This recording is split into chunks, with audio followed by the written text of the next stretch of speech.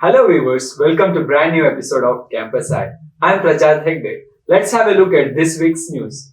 The Department of Journalism and Mass Communication, BSc Visual Communication of St. Aloysius College, Mangalore, organized a documentary filmmaking workshop, The Multiverse of Documentary, on 8th November at Father Joseph Ville Hall of the college. Dr. C.S. Venkateswaran, renowned media critic and documentary filmmaker, gave insights on documentary filmmaking from pre to post production stages. He emphasized on the visuals for transition for documentaries, sensitivity to different perspectives, audiovisual ambience, background data, and so on. The workshop ended with a question and answer session.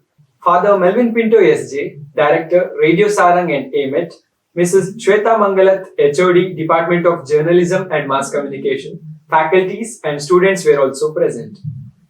And if you look at last 10-20 years, documentary, the form of documentaries, the length of documentaries, the way in which documentaries are made have changed in a very radical, revolutionary manner. Basically because of this availability of digital, devices. Because anybody is a filmmaker now. A training session on neurolinguistics programming and life skills was conducted by the Department of MSW in collaboration with the Department of PG Studies and Research in Journalism and Mass Communication of St. Aloysius Autonomous College, Mangalore. For the students of St. Lawrence English Medium School, the program was headed by Dr. Gerald De Silva, an assistant professor of Department of PG Studies and Research in Social Work. Other activities were carried out by Ms. Melanie Shetty, Ms. Shifali Acharya, Mr. Jinson Dikuna, Ms. Gayatri Nambyar, and Ms. Anisha Thapa. The audience were informed about neurolinguistic skills and its importance in today's world. The activities were conducted to give hands-on demonstrations about the topic. 101 students participated enthusiastically in this session. The students of that school were really collaborative and we had a really good interactive session with them. They enjoyed the session. We had many warm-up sessions for them and we taught the basic neurolinguistic activities and they collaborated really well. Aloysium, the St. Aloysius College Museum, has a variety of antique collections which are some of the attractions among the entire museum. Come, let's have a look at these antique collections.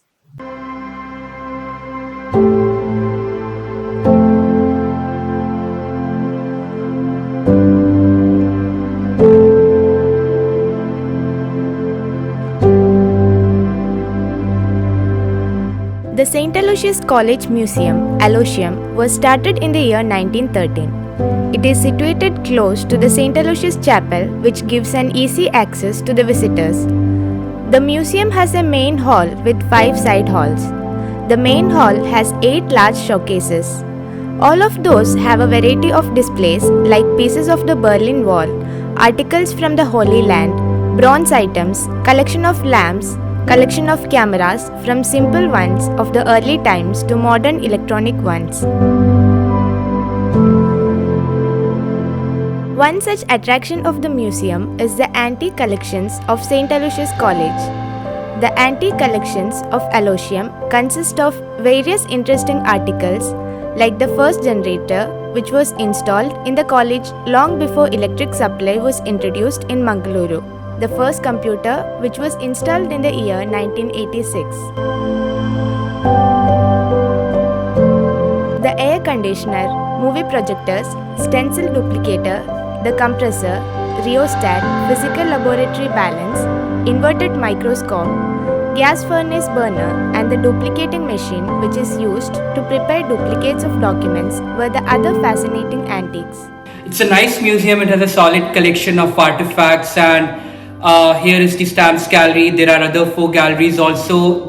My other 2 favorites were the first was the Aloysius Antiques Gallery, which displays unique collection of all the artifacts which people staying here have used for last 1.5 centuries. So they had this cool telephone and a cool camera I'd never seen, and they also have ACs, really old ACs and a car which was apparently the first one here in the city. My second favorite was the skeletons. They have this huge skeleton of a whale and others also. So A great place to visit. My recommendation for anyone visiting the city. Good to be here. Cheers.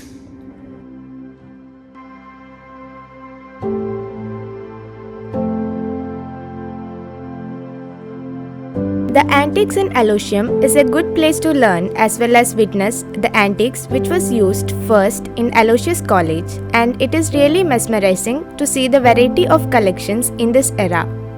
It is a good place for the antique lovers.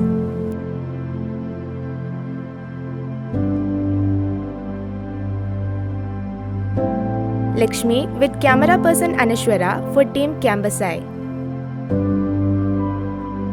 St. Aloysius College Library organized a book fair from Used Books Factory, Chennai on November 14th and 15th at Gelge Hall.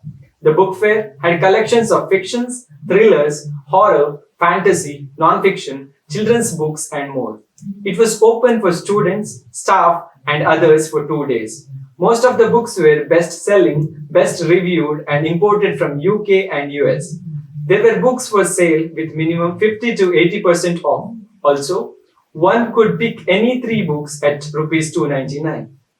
To make it more exciting, there were selected boxes in various sizes, like small, medium and large, where one could fill unlimited books and pay only for the box size. Books in the book fair were very interesting. They had great collections and there were options of us to select from it. Like usually when we go to book fair, we don't have this kind of options. And there were great number of options and good amount of books. Most of them were best-selling also. Madappu, a posthumous art exhibition and a publication of artists from 1860s to 1960s from Dakshina Kannada, Udupi, Kodagu and Kasaragod regions was held at Kodiyalguttu Center for Art and Culture from 6th to 12th of November. The exhibition was organized by Art Canada Trust and Indian National Trust for Art and Cultural Heritage in association with N.G. Panajay Chair in Fine Arts, Mangalore University. The exhibition was inaugurated by Professor P.S. Edapaditaya, Vice Chancellor of Mangalore University, and C.S. Krishna Shetty, a art historian and former chairman of Central Lalita Kala Academy, New Delhi. The exhibition was open to all the art lovers. On its last day, the exhibition also had a session of open discussion between Sudhish Mahan, a visual artist, and Nemira Shetty, a art historian, along with a sitar concert by Ustad Rafiq Khan, a renowned sitar exponent from Mangalore.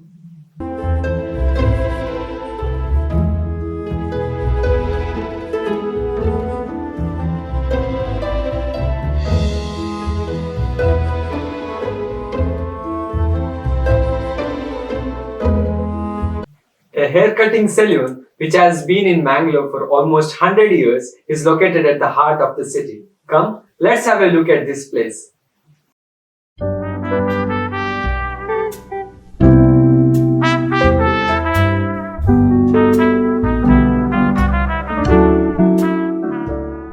Sadananda Hair Cutting Salon, one of the oldest hair cutting salons for gents, is located near the city market, Mangalore. Begun by late J. Rama back in the early 1900s, this place is known to be around 100 years old, which is currently owned by J. Naveen, who works alone every day from 7 am to 8:30 pm, leaving Tuesdays. Born in Jaipur, his father J. Rama started his small salon in the market, which was then continued by his eldest son and now by Mr. J. Naveen.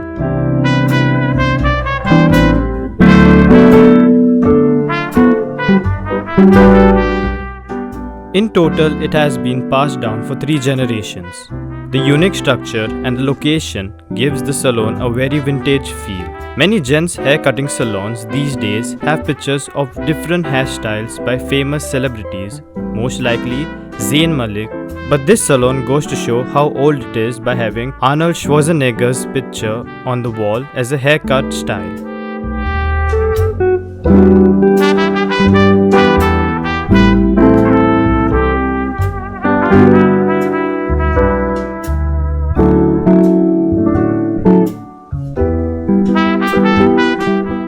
ಎಂಕಲಕ್ಕೆ 100 ವರ್ಷ ಆದ ಅಂಗಡಿಗೆ ಆದಿತ್ಯ ಎಂಕಲ ಹಿರಿಯಾಕಿ ಮಾತಿನ ಅಂಗಡಿ ಕೂಡ ಅಜ್ಜಿ ಅಜ್ಜಿ ಅಜ್ಜಿ ನಮ್ಮೆಲ್ಲ ಎಂಕಲ ಇಟ್ಟು ಪೂರ ಬೆನೊಂದಿಲ್ಲ ಮಾತೆಲ್ಲ ಈ ಟೆಂಟ್ ತಗೊಂಡ್ಬಂದ್ರಿ ಇದು ವರ್ಷ ಈಗ ಮುಂದೆ ವರ್ಷ ಮುಟ್ಟ ಓಕೆ ಮಳೆ ಇರ್ತೇವೆ ಇತ್ತೆ ಮತ್ತೆ ಜಾನ ಮಾತಂದ್ರೆ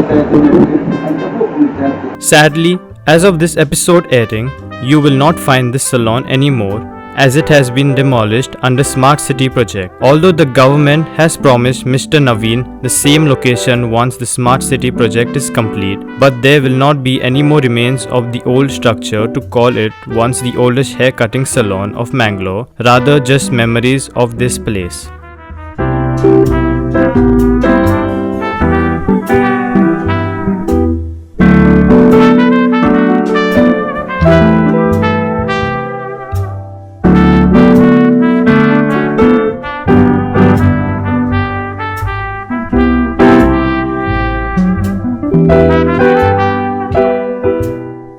Samson Miranda with camera person Jovan Noronha for Team Campus I. St. Aloysius PU College organized an event to celebrate the Children's Day. The students actively participated in the celebration by performing songs and dance of various forms. St. Aloysius PU College Principal, Reverend Father Clifford Sequeira SJ, addressed the gathering by his blessing and wishes to the students gathered. He added that the day was for the children for innocence, spontaneity, laughter, passion, energy, ability to do their hard working and achieve their dreams. He also congratulated the students who had achieved in the field of academics, sports and other extracurricular activities. Reverend Father Pradeep Sequeira SJ, Finance Officer, Reverend Father Sujay Daniel SJ, Campus Minister, Vice Principal Mr. Murali Krishna GM, Dean Dr. Pradeep M were present on the occasion. Today, plastic is everywhere.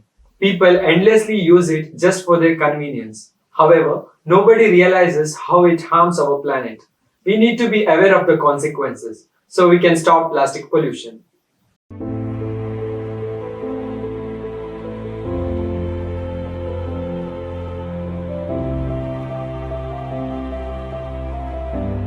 Environment has bestowed us with numerous gifts that make our living easy and peaceful.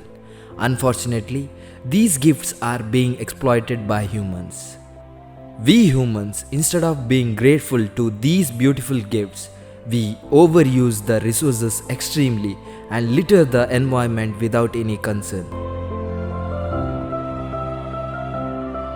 In the last decade, plastic has seriously affected people's health and life. Some incidents have drawn global attention and questioned its use in everyday life.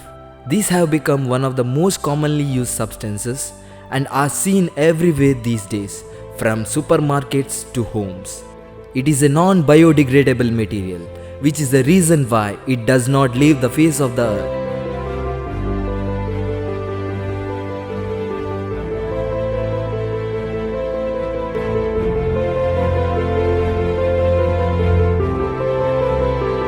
The extreme use of plastic has an impact on the entire earth, including humanity, wildlife, and marine life. It spreads like an incurable disease.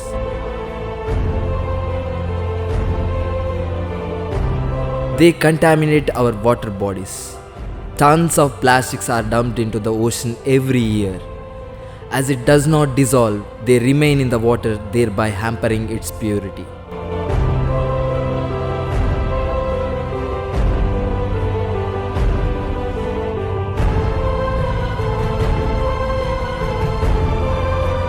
Plastic accumulation pollutes all parts of nature, including land. When people dispose plastic waste in landfills, the soil is damaged. It ruins the fertility of the soil. It not only pollutes, it also produces various disease-carrying insects that cause deadly diseases and infections in this area.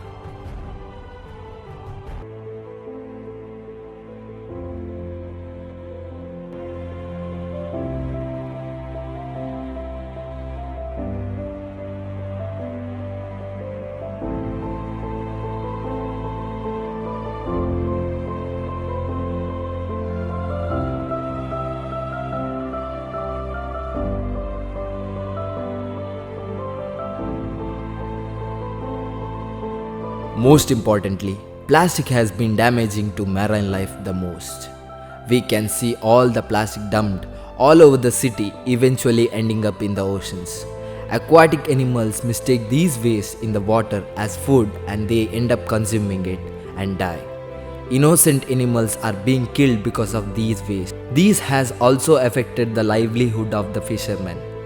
They don't get enough number of fish like earlier to make complete their daily needs even. There are times when these men end up getting all these waste when they are out there for fishing.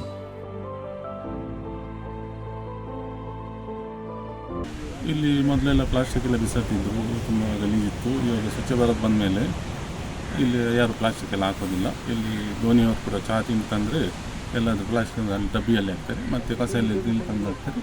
Corporation ಬಂದು ಅದನ್ನು ಎತ್ಕೊಂಡು ಹೋಗ್ತಾರೆ. ಹಾಗಾಗಿ ಬೀಚೆಲ್ಲ clean ಉಂಟು, ಏನು ಸಮಸ್ಯೆ ಇಲ್ಲ, plastic ಏನು ಸಮಸ್ಯೆ ಇಲ್ಲ.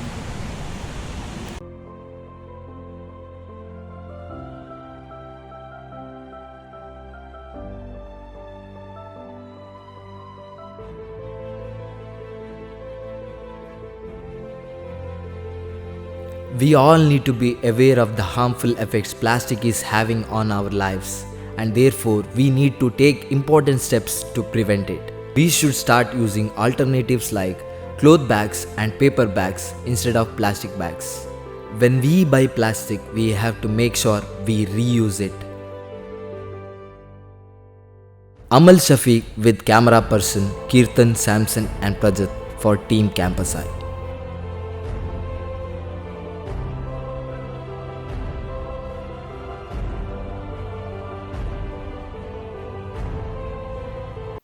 That's all for this week's Campus Eye. Thank you for watching. See you next week.